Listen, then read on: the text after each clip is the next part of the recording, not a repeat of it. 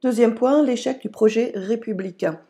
Les premières élections au suffrage universel amènent à l'Assemblée en avril 1848 une majorité de républicains du lendemain, c'est-à-dire des monarchistes qui se sont ralliés après la Révolution de février à la République, certains sincèrement comme Alphonse de Lamartine, d'autres par intérêt, contrairement aux républicains de la veille, qui étaient les républicains d'avant 1848.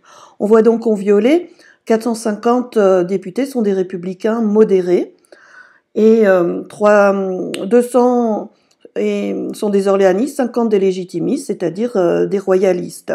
60 seulement sont des socialistes et républicains radicaux, ce sont les grands perdants des élections. Les socialistes comme Auguste Blanqui, Armand Barbès tenteront en vain de former un nouveau gouvernement. Ils seront réprimés et emprisonnés. La nouvelle majorité est donc plus conservatrice. Elle ferme les ateliers nationaux, certes mal organisés et peu efficaces. Cependant, c'est une provocation pour les ouvriers parisiens qui se révoltent lors des journées de juin.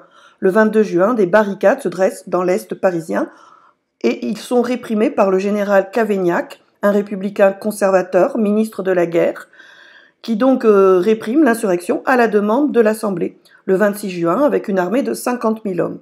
3 000 insurgés sont tués, 11 000 emprisonnés. C'est la rupture entre les ouvriers et la République.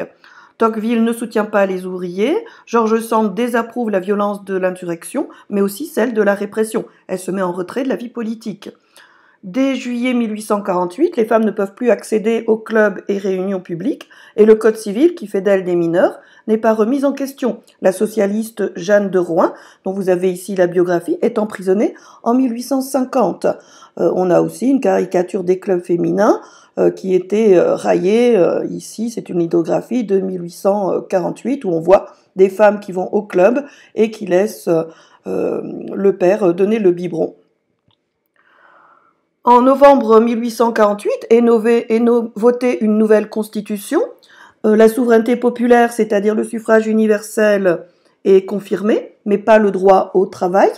Il y a une stricte séparation des pouvoirs selon le modèle américain. Le président ne peut pas dissoudre l'Assemblée et l'Assemblée ne peut pas révoquer le président. Mais surtout, le président de la République est élu pour 4 ans et il est non rééligible. Lors de ces élections du 10 décembre 1848, qui sont ici illustrées par cette caricature, où les candidats sont représentés en train de jouer à un jeu d'enfant, ils doivent se saisir d'une bague qui représente donc le poste de président de la République. Louis-Napoléon Bonaparte, neveu de Napoléon, est élu président de la République. Il est porté par la légende napoléonienne et surtout l'impopularité de Cavaignac, qui était l'autre candidat favori. Lamartine ne recueille, lui, que très peu de voix. Dans son gouvernement, comme dans l'Assemblée élue en mai 1849, les royalistes sont majoritaires. On les appelle le parti de l'ordre. Cette majorité conservatrice exploite la peur des rouges, des socialistes, des anarchistes, qui sont supposés vouloir partager les terres, augmenter les impôts. Cette majorité donc restreint les libertés, renforce l'influence de l'Église sur l'enseignement, exclut le tiers le plus pauvre et le plus instable du corps électoral en 1850. Il faut résider à un endroit fixe depuis 3 ans pour pouvoir voter, payer des impôts, ne pas avoir de casier judiciaire. Cependant, Louis-Napoléon, bien que conservateur sur le plan politique, a des projets sociaux. Il entre en conflit avec l'Assemblée. Il voyage, comme on le voit ici sur le document, il voyage à travers la France et gagne en popularité. La Constitution lui interdit de se faire réélire et il réalise donc, comme on le voit sur ce schéma, un coup d'État, un coup de force, le 2 décembre 1851, au nom du rétablissement du suffrage universel.